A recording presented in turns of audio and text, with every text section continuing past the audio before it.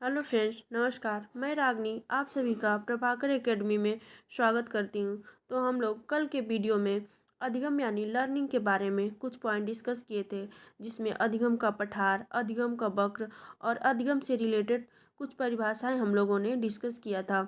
तो चलिए हम लोग आज के वीडियो में शिक्षण के स्तर यानी लेवल ऑफ टीचिंग के बारे में कुछ पॉइंट डिस्कस करते हैं। तो चलिए हम लोग स्टार्ट करते हैं। शिक्षण के स्तर को 3 स्तरों में बांटा गया है। कितने स्तरों में बांटा गया है? 3 स्तरों में बांटा गया है। इसमें फर्स्ट पॉइंट है स्मृति स्तर, मेमोरी लेवल। यह हर्बर्ट ने दिया था। स्मृति स्तर को किसने दिया था? हर्बर्ट ने दिया था। इसमें फर्स्ट पॉइंट है, इस स्तर में बच्चे के रटने पर बल दिया जाता है। क्या है? बच्चे के रटने पर बल दिया जाता है। जैसे बच्चों को वर्डों का ज्ञान करवाना हो, हिंदी पहाड़ा याद करवाना हो, ABCD सिखाना हो, तो बच्चों को हम लोग रटा करके ही सिखाते हैं। तीसरा है, ये शिक्षण अधिगम प्रक्रिया का सबसे निचला स्तर माना गया है। क्या? ये अधिगम प्रक्रिया का सबसे निचला स्तर माना गया है। चौथा पॉइंट है, इस स्तर के शिक्षण अधिगम का उद्देश्य केवल ज्ञान प्राप्त कराना है। क्या? केवल ज्ञान प्राप्त करना है। रटा करके हम लोग बच्चों को ज्ञान प्राप्त करा देते हैं। इसमें लास्ट पॉइंट है, यह छोटी कक्षाओं के लिए होता है। क्या? स्मृति स्तर जो होता है छोटी कक्षाओं के लिए होता है।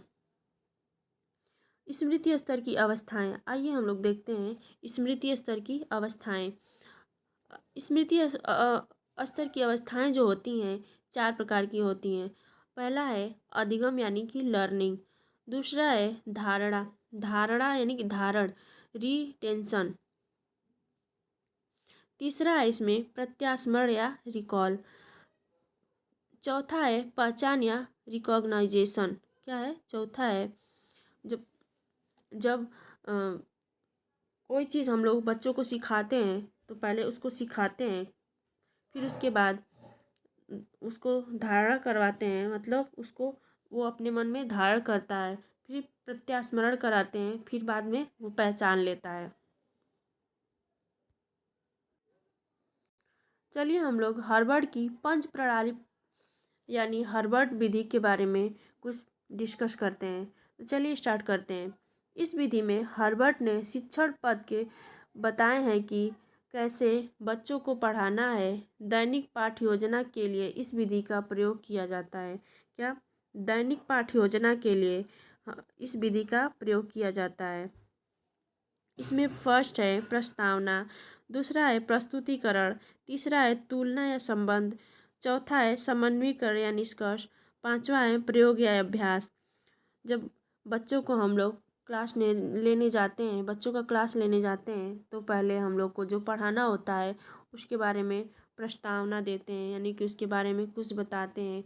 फिर प्रस्तुतिकरण करते हैं, फिर तुलना या संबंध बताते हैं, फिर समन्वयीकरण या निष्कर्ष निकालते हैं, फिर लास्ट में प्रयोग करना या अभ्यास करना सिखाते हैं। इसमें दूसरा पॉइंट है इसमें समझ बोध स्तर। पहला क्या था? स्मृति स्तर था, और दूसरा है समझ या बोध स्तर, अंडरस्टैंडिंग लेवल। यह मॉरिसन ने दिया था। किसने दिया था? मॉरिसन ने दिया था। यह स्तर स्मृति स्तर से कुछ ऊंचा होता है। क्या? जो स्मृति स्तर से जो होता है यह कुछ ऊंचा होता है। इसमें दूसरा पॉइंट है, इस स्तर में रटने की बजाय ज्ञान को अच्छी तरह से समझने पर बल दिया जाता है। क्या? ज्ञान को समझने पर बल दिया जाता है। इसमें अगला पॉइंट है, इस स्तर में बच्चों को ज्ञान दिया जाता है या नियम या सिद्धांत बताए जाते हैं, वो इस तरह से प्रदान किए जाते हैं ताकि बच्चा उनका व्यवहारिक प्रयोग भी कर सके। क्या? व्यवहारिक प्रयोग भी कर सके। मान लीजिए हम लोग बच्चे को साइंस पढ़ा रहे हैं, तो मान लीजिए उसमें गुरुत्वाकर्षण के बारे में कुछ बता रहे हैं या फिर घर्षण के बारे में बता रहे हैं, तो उसके नियम के बारे में तो हम लोग बताएंगे ही, लेकिन उसका व्यवहारिक प्रयोग क्या होता है, कहाँ होता है, कैसे होता है, उसके बारे में भी हम लोग उसको समझाते हैं। तीसरा और लास्ट स्तर है चिंतन स्तर। क्या है? चिंतन स्तर। यह शिक्षण अधिगम का सबसे ऊंचा स्तर माना जाता है। क्या? शिक्षण स्तर का सबसे ऊंचा स्तर माना जाता है। इसमें दूसरा पॉइंट है, इस स्तर में बच्चों को अपनी मानसिक शक्तियों के विकास के पूर्ण अवसर प्राप्त होते हैं। क्या? मानसिक शक्तियों के विकास के पूर्ण अवसर प्राप्त होते हैं। इसमें पहले बच्चों को विभिन्न नियमों, सिद्धांतों आदि की जानकारी दी जाती है, फिर उन्हें स्वतंत्र रूप से इस पर चिंतन करने और निष्कर्ष निकालने के अवसर भी दिए जाते हैं। मान लीजिए हम लोग बच्चों को साइंस पढ़ा रहे हैं, उसमें बता रहे हैं कि बल्ब का आविष्कार कैसे हुआ, भाप की इंजन कैसे बनी। तो उम, तो इसमें पहले बच्चों को नियमों और सिद्धांतों के बारे में बताएंगे, उनको समझाएंगे, फिर उनको कुछ ऐसा पॉइंट दे देंगे कि बच्चे उस पर डिस्कस किए करें और अपने माइंड से कुछ सोचें और कुछ नया करें और कुछ अच्छा निष्कर्ष निकालें। तो चलिए फ्रेंड्स, हम लोग आज के वीडियोज़ में बस इतना ही डिस्कस करते हैं और कल के वीडियो में हम लोग सूक्ष्म शिक्षण यानी माइक्रो टीचिंग के बारे में कुछ पॉइंट डिस्कस करेंगे। तो चलिए बाय बाय दोस्तों।